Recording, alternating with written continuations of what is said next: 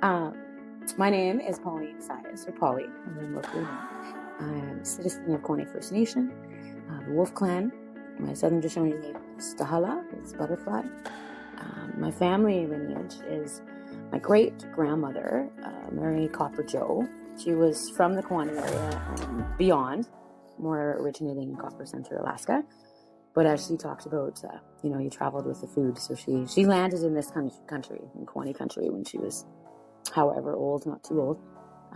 And she ended up marrying one of the first really European adventurers to the area. His name was Louis Jacko. And he had come from France for a long journey and went all the way through the States and other parts of Canada. I think he came to the Yukon probably late 1800s, as I understand. And he was, like everybody else, looking for gold. So he came for the Dawson Gold Rush. I believe he made it to Dawson, and either that or he just made it to Whitehorse. But at some point along this long journey, when he finally arrived here, the gold fields in Dawson were like running out. So somewhere along the trail, somebody mentioned this place called Kluane, and that there was a path that the First Nations people had made that you walk out to this direction and come to this place called Kluane Lake. So he came, I think 1902, around that time, with a handful of other explorers, and that was a really big thing for Kluane, because it was before that, I guess predominantly First Nations people, or Indigenous people that were traveling the landscape. A handful, or even just a couple of adventurous folks who came out this way. Edward Glave would be one who wrote about his encounters, but ultimately there was very, very few outsiders who were accessing the area. So he came and he found gold along with a few others, and established, was part of the establishment of the first community on the lake called the community of Kluane. It later got named Silver City. But it was a gold rush boom town, and it lasted about 2 years.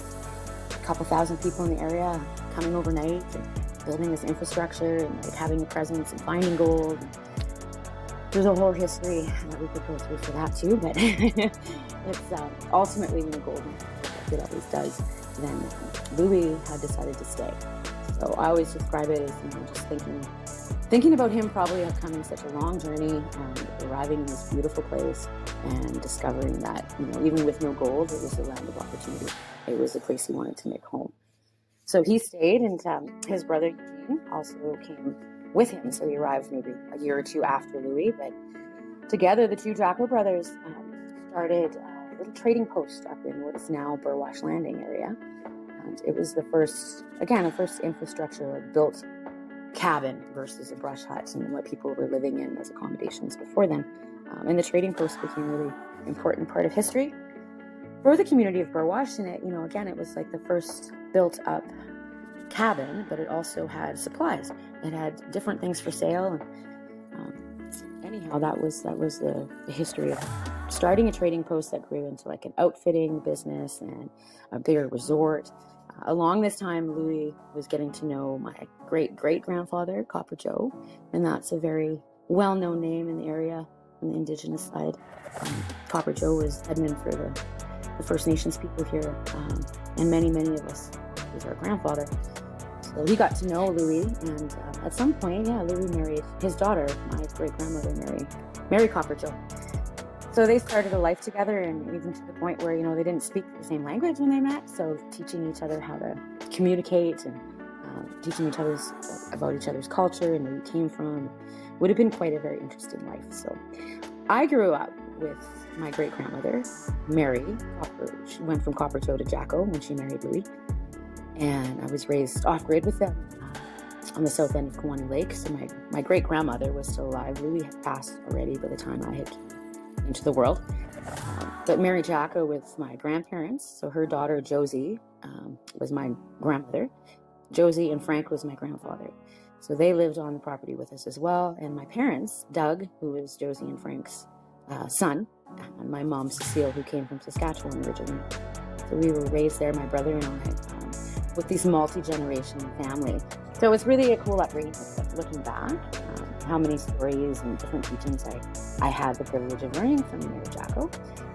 And one of the really cool things, there were so many cool things that she talked about and stories and lessons, but one of them that still is really strong with me and always has been is utilizing like the resources in the area. So we look around today, right, and it's like Kluane is beautiful, but it doesn't necessarily seem like there's a whole bunch of resources to survive off this landscape if you don't have anything else. So, you know, she talks about many different things and ways to survive, but the idea, the really strong concept of utilizing everything that you take and needing everything that you take. So, you know, if you were to harvest an animal of any sort or really anything, you're really appreciative for that resource and you thank it, but you also respect it in a good way by making sure that you use everything about that resource. So one of the really cool resources often, you know, it's very small. It's not the biggest resource, not as impressive as a moose or something, but it's what she called the Donjek berry. And it's a silver berry or a wolf willow in most common plant books. That's what you would look up to find it. But historically, my understanding through her is that this plant only grew in one place in this Kluane area. And it was a place called the Donjek. So the Donjek River Valley is very large, and it's further north than here.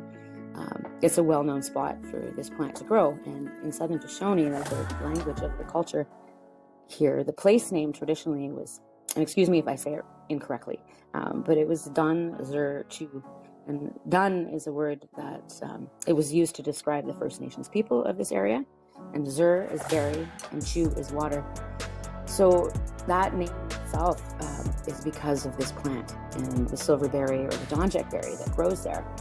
It's basically the place name is describing that super important resource that was well known to the people of Kluane. And the plant itself has many, many different resources, like many purposes that you can use it for. The big one is survival food, for sure. It's very nutritious. It's packed full of different vitamins, and it was a good, well-known source of food to eat if you were in hard times or if you were in that area. You could eat the berries, and it would take good care of you. But you can't digest the seed. Right? I don't think any animal can digest the seed, and all the animals in Kluane eat it. So the seeds themselves, they're beautiful little pits, and they were traditionally retained and like cleaned up and then made into jewelry. So it was my grandmother described it as like the early form of decoration when you wanted to make something look pretty, and you didn't have access to like glass beads and the pretty colors that you have now, because that came later through trade.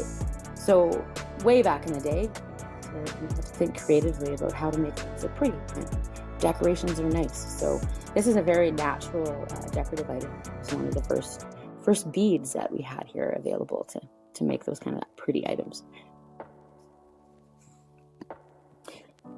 Yeah, one of the stories that my great-grandmother Mary, also my grandmother Josie, had talked to me about the importance of this plant again was that Donjek River Valley was a well-known place like, you know, feed your horses. So it was great horse food, it's berry, and it grows naturally in plenty of quantities. So you would feed your horses, bring them into that area.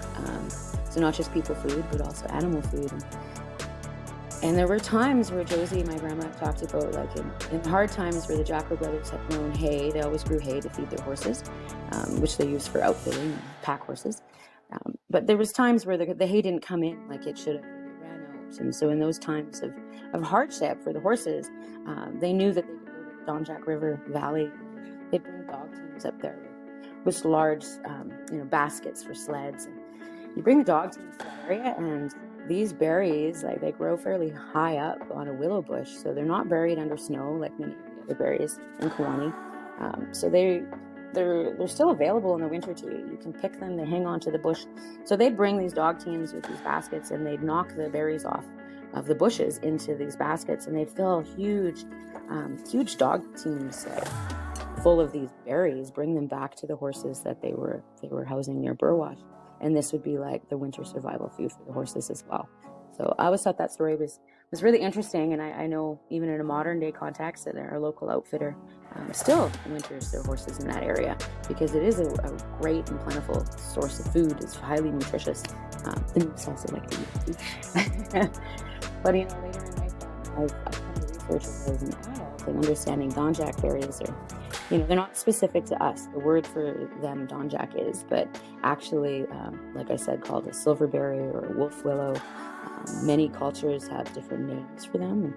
They're considered, I've read, that they've been considered an invasive plant, because I believe because they actually take off so well, and the seeds are transferred through all the animals that eat them. Nothing digests it, like I said. They're fairly easy to move around, and once they take in the spot, they really grow quickly. So I've learned that about North America, at least, even into China, I think parts of Russia, there is this plant, and other nations have utilized it in a similar way. Many of them use it for jewelry, for medicine, for cordage out of the bark. There's a variety of uses and a variety of names. So it's kind of interesting how specific knowledge this is for this area, but actually I always encourage people to look into where they're from. You probably may have this plant in your front yard, and probably more than likely it's like a history of the Indigenous people's use of it. So it's a very cool plant.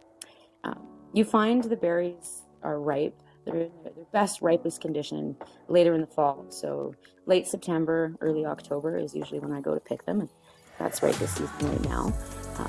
They taste a little sweeter after the first frost. So that's oftentimes people, if you're wanting to eat them for their food value, then you're going after that first frost, harvesting them.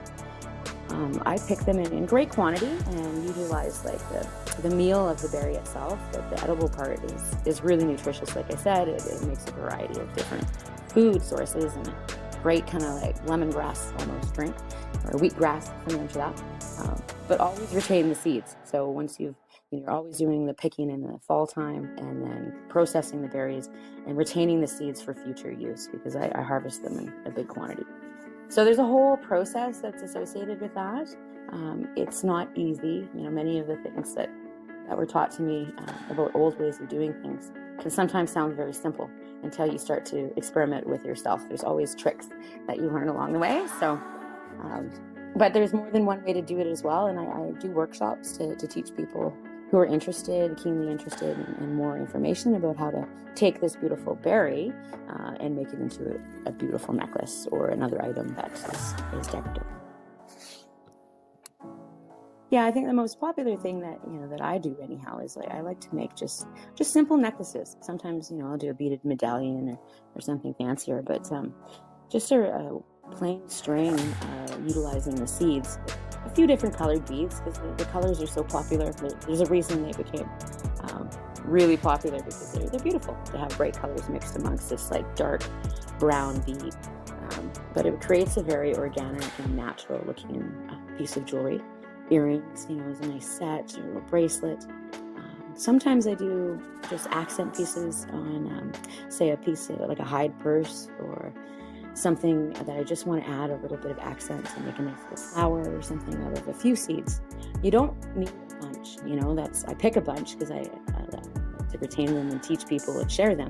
But really, if you're going to make a necklace, a handful of these berry seeds are all you need. You can make it as long or as short as you like, and it's a really nice souvenir for people to know, humbling where it comes from, and especially when you're involved in the actual act of finding the plant, picking the plant, processing the berries, going through all those steps. By the time you've achieved a necklace, you're really feeling quite proud of it. Really, like it's an accomplishment. So nothing worth doing is that easy in life usually. So it does take some technique and time and patience. But it's also like any good beading or these kind of activities that we do culturally.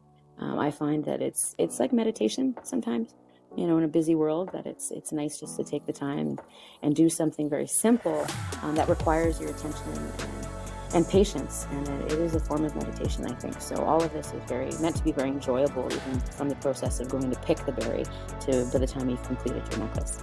It should be a nice, peaceful meditation process for you, along with the frustration of learning. So like I said, I'm picking the berry if you want the berry seed for its jewelry. That's a fall activity. But this plant has a wonderful little flower that comes into bloom in Kluane. It's usually like late June, early July, perhaps, depending on the weather. But it's a tiny little star yellow flower, and it wouldn't be much for you to like visually see. But what you'll notice is that you'll be walking through the woods, and I smell the plant before I actually see it. So it smells like perfume. It's got an amazing aroma to it, and like the animals know that as well. but it's not the time necessarily where it's an edible plant because it just has the leaves and this flower. But one of the modern uses that I've come to understand through research is, that flower itself is being harvested and used in aromatherapies. It's being used for perfume itself, pretty smelling soaps. It's a very popular landscaping plant in larger urban areas, which is, I can understand because it's beautiful. It's got a silver shimmer to it. It has this great smelling yellow flower. It's got these berries that come in later. The only real caution there is keeping in mind that it's great animal food. So the more that you plant in your front yard, the more you can fight things moose and bears and wolves and other animals that actually eat this berry. So there's always more to consider when you're planting things in your garden. But I don't plant it. I just go find it where it grows in nature.